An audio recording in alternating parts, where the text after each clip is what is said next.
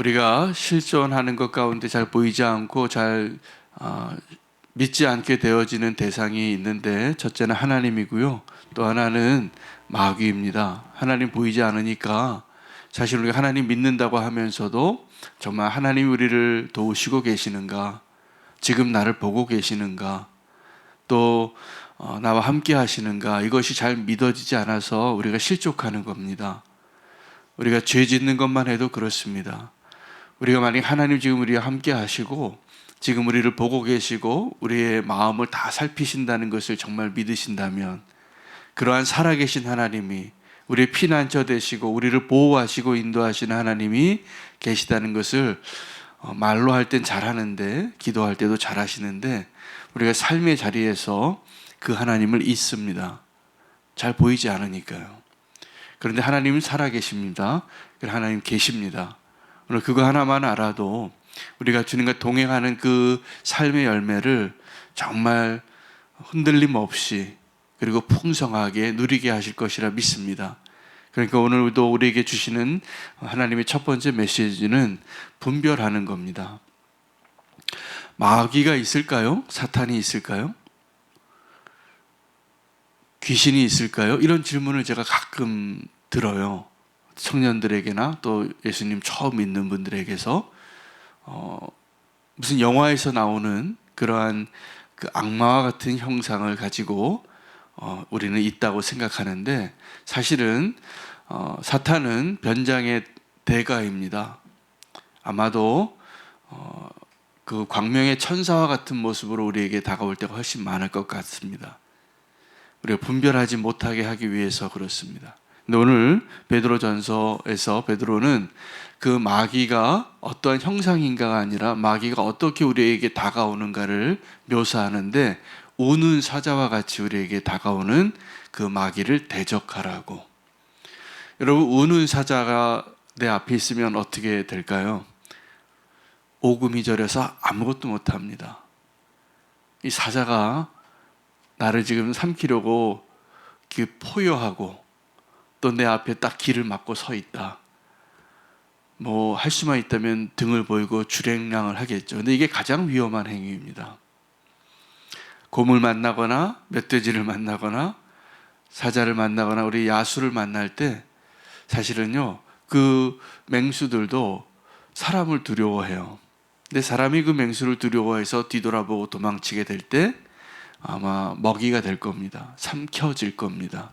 그래서 오늘 마귀를 어떻게 대적하는가, 또 오늘 이 베드로전서 마지막 장 마지막 본문에는 두 가지의 상대에 대해서 이야기하고 있는데, 하나는 마귀를 어떻게 상대해야 하는가, 또 하나는 고난을 어떻게 상대해야 하는가입니다. 비슷합니다. 이 마귀가 우리에게 다가오는 것, 우리를 삼키려고 다가오는 것, 여러분 우는 사자를 우리가 상상해 보면 첫 번째 우리의 감정적인 반응은 두려움일 겁니다. 근데 우리는 두려워해야 할 대상이 성도에게 있어서는 딱 하나밖에 없습니다. 하나님만 두려워하시면 됩니다. 나보다 아무리 덩치가 크고 아무리 숫자가 많고 내가 아무리 연약하고 지금 부족해 보여도 하나님이 우리와 함께 하시기 때문에, 사실은 마귀는 우리가 정말 믿음으로 서는 것을 가장 두려워합니다. 우리가 믿는다고 하지만 믿음의 실체가 없이 성전 마당 뜰만 밟고 돌아가는 예배하는 자처럼 주님을 아주 인격적으로 동행하지 못하고 피상적으로 알고, 주님을 안다고 해도 우리가 저 유명한 연예인 알듯이 그냥 이름만 아는 그러한 주님과 동행하는 것이 아니라, 나의 삶 가운데 오늘도 나의 삶에 개입하시고 또 내게 말씀하시고 나를 도우시는 그 하나님을 실제하며 그렇게 동행한다면 마귀가 우리에게 어떻게 손가락 하나 되겠습니까? 머리카락 하나 건들 수 없습니다. 왜요? 우리와 함께 하시는 주님 때문입니다. 오늘 이것이 우리에게 실제가 되시기를 축복합니다. 두려운 일들이 많죠. 근데 건강 어떻게 될까 늘 두렵습니다. 어떤 분들은 이 건강 염려증에 걸려요. 건강 염려증에 걸리면 다 아파요. 그런데 사실은 건강도 주님이 우리의 신체의 모든 창조하신 가운데 우리에게 면역력도 주시고 회복력도 주시고 우리에게 쉼도 주시고 우리가 다 이 건강의 문제를 사실은 살아낼 수 있게 주님이 창조하시고 또 우리에게 기적같이 치유의 은사를 또 그 은혜를 기적을 베풀어 주실 때도 많았습니다. 너무 두려워하지 마시기 바랍니다. 우리는 또 돈 걱정하며 삽니다. 돈 없으면 어떻게 사는가? 돈 많아도 그렇게 더 그 돈의 크기와 비례해서 행복하지 않습니다. 이 세상에 우리가 속는 것, 이런 걸 분별해야 하는 겁니다. 우리에게 정말 소중한 것, 우리에게 정말 필요한 것을 분별하는 것, 나의 대적이 누구인가를 잘 분별하는 것. 잘 보면 우리가 마귀를 대적하는 것보다 주님 대적할 때가 훨씬 많습니다. 주님 마음 아파하게 하는 말을 많이 하고, 주님 마음 아프게 하는 게 어떤 거냐 하면 믿음 없는 말들이에요. 자꾸 죽겠다 그래요. 힘들다 그러고. 말 바꾸시기 바랍니다. 그리고 우리가 정말 대적해야 할 대상이 마귀예요. 마귀는 우리가 믿음으로 담대하게 대적하고 상대하고 직면하면 우리를 상대할 수 없습니다. 물론 그 마귀가 우리보다 훨씬 힘이 셉니다. 더 많이 알아요. 내 모든 것을 알고 있을지도 모르지만 사실은 그거는 사실이 아니에요. 우리 그렇게 느끼죠. 나의 모든 것을 아시는 분은 전지전능하신 하나님밖에 없습니다. 근데 우리는 하나님이 나의 모든 걸 알고 있다는 것은 잘 안 믿으려고 하고, 원수가 나를 고소할 때 다 아는 것 같아요. 누가요? 원수가. 근데 원수와 하나님이 차이가 뭐냐 하면, 마귀와 이 사탄과 하나님의 차이가 뭐냐면 영적인 존재인데, 이 사탄은 하나님만큼 전지전능하지 못합니다. 우리보다는 힘이 세요. 우리보다는 더 많은 것을 알고 있고, 그러한 영적인 또 초월한 존재이기 때문에 우리보다 훨씬 더 탁월함이 많이 있을 겁니다. 상대하면 우리가 우리 힘으로 상대해서 이길 수 없어요. 그럼 원수가 우리에게 노리는 건 뭐냐면, 하나님의 힘을 의지해서 상대하는 것을 막고 싶고 우리 힘으로 상대하게 합니다. 이게 원수가 쓰는 전략이에요. 자꾸 내 힘으로 싸우려고 그래요. 그리고 하나님 떠나려고 하고. 우리는요, 사실은 그래서 하나님의 은혜인 겁니다. 우리가 연약할 때 하나님이 강하십니다. 하나님 우리를 도우시고 함께 하시기 때문에 그 은혜로 우리가 더 견고해지기를 바랍니다. 여러분, 이 마귀를 대적하는 것과 동일한 원리로 우리가 승리해야 될 대상이 고난입니다. 고난을 아무도 원치 않습니다. 저도 고난을 원치 않아요. 좀 편안하게 살고 싶어요. 근데 하나님 우리를 정말 사랑하시고 축복하시기 때문에 우리의 삶 가운데 고난을 허락하세요. 이 베드로전서 3장에 두 가지 고난을 이야기합니다. 3장 17절에 선을 행함으로 받는 고난이 있고 악을 행함으로 받는 고난이 있다라고 말합니다. 선을 행하면서 받는 고난은 아름다운 고난이에요. 악을 행하기 때문에 당해야만 하는 고난은 당연한 고난이에요. 근데 그 고난이 우리를 축복으로 인도합니다. 그러므로 어떠한 이유에서 시작된 고난이든지 그 고난이 하나님의 감춰진 은혜라는 것을 헤아린다면 고난을 상대하는 우리의 마음을 바꿔야 합니다. 고난이 오면 피하지 마시기 바랍니다. 예수님 믿고 우리가 착각하는 게, 예수님 믿고 고난이 하나도 없고 그냥 형통하게 될 것이다. 이게 주님이 말하시는 복의 개념이 아닙니다. 세상에서 말하는 복의 개념이에요. 우리는 그걸 행복이라고 착각해요. 고난이 없고 문제가 없고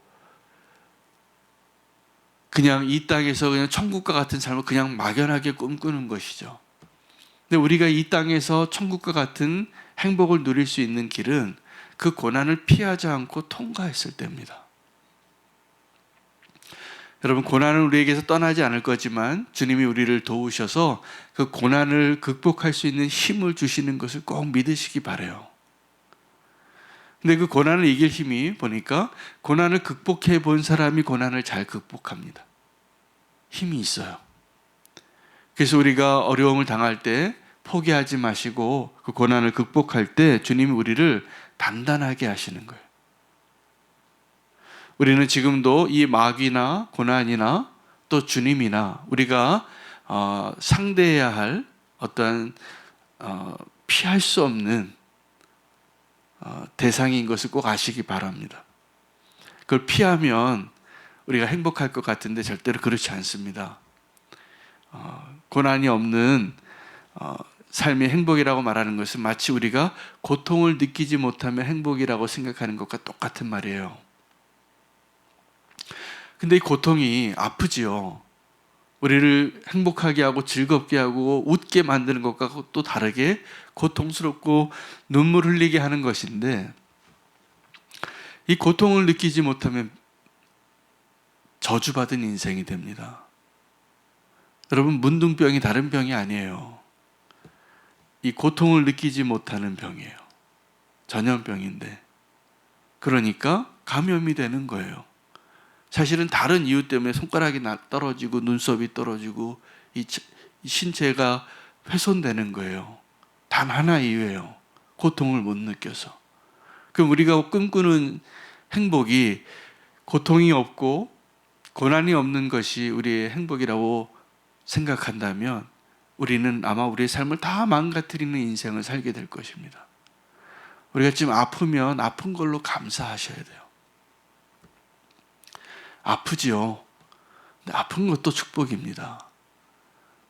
하나님 우리를 그 견고한 믿음으로 만들어 가실 때 이제 그 견고한 믿음의 사람들을 위해서 오늘 주시는 축복이 메시지가 뭐냐면 이게 곧 지나간다는 거예요. 10절 말씀을 보시기 바랍니다.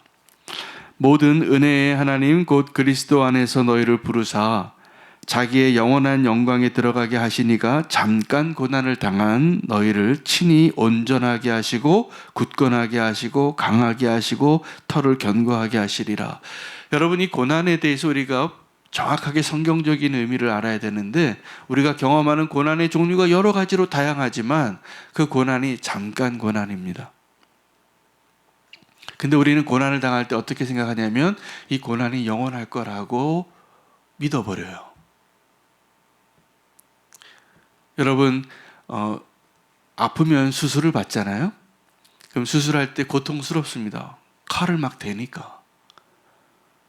그 막 이 상처를 다 치료해야 되니까 저는 이렇게 한번 외상을 당했는데 병원에 갔는데 의사 선생님이 이걸 막 후벼 파더라고요. 그러니까 이게 얼마나 아프겠어요. 아파서 병원 갔는데. 근데 여기는 병균을 제거하고 환부를 고치려니까 엄청 아프게 하는 거예요. 근데 그래야 내가 치유받는 거예요.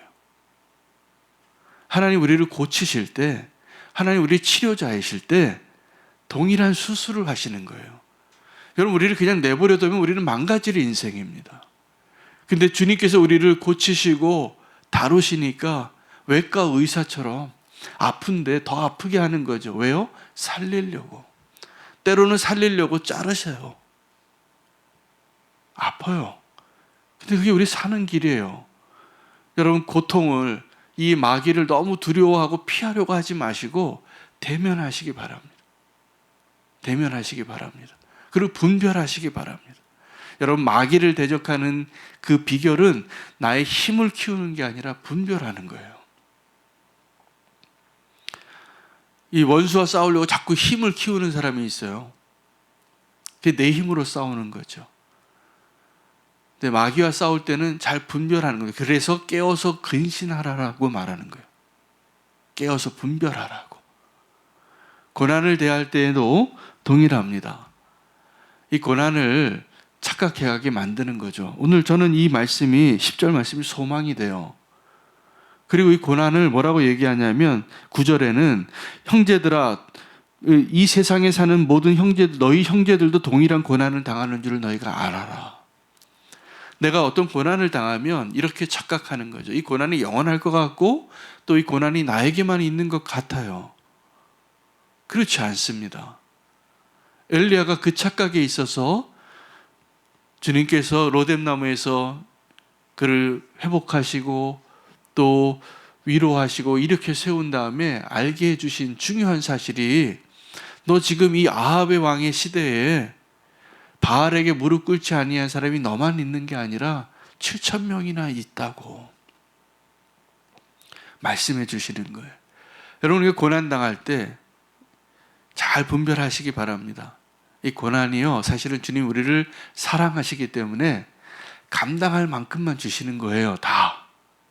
우리가 당하는 모든 고난은 그것이 심판이 아니라면, 하나님의 사랑의 징계라면, 내가 죄가 있든 죄가 없든 어떠한 이유에서든 당하는 그 고난은 다 하나님이 우리를 감당할 만큼만 주시는 겁니다.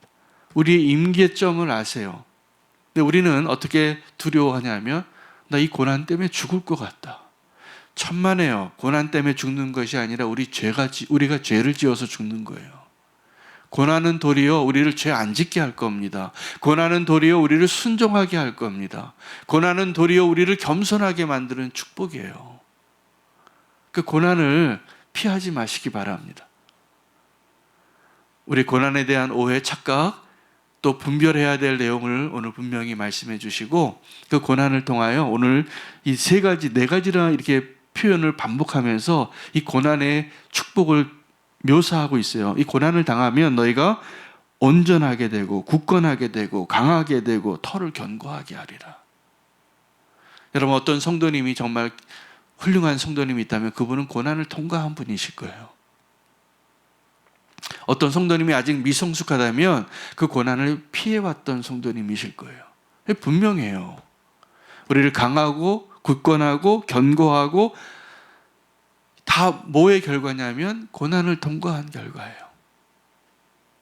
어제 우리 예배 때 귀한 간증을 다 들었잖아요. 우리 최재영 집사님 정말 아내의 그 죽음을 통과하고, 그 살려만 주시면 내가 어떻게든지 주님을 위해 살겠다고, 그렇게 주님을 눈물 흘리고 발버둥 치고 붙잡아야 할 때는 그게 은혜인 줄 몰랐는데 지나고 보면 그게 은혜인 거예요. 여러분, 지금도 우리의 은혜는 고난 가운데 있습니다. 도리어 우리가 너무 편안하고 너무 안락하고 너무 부유할 때가 위험한 때인 것을 기억하시기를 바랍니다. 주님의 은혜 안에 있는 저와 여러분에게 주님께서 우리의 믿음을 견고하게 하시고 하나님의 축복의 때를 살고 있음을 꼭 기억하시기 바랍니다. 지금이 은혜의 때입니다. 은혜의 때고 우리를 견고하게 하시는 주님의 은혜에 감사하며 믿음으로 고백하며 오늘도 기도하겠습니다. 예수님의 이름으로 축복합니다. 오늘 함께 기도할 제목들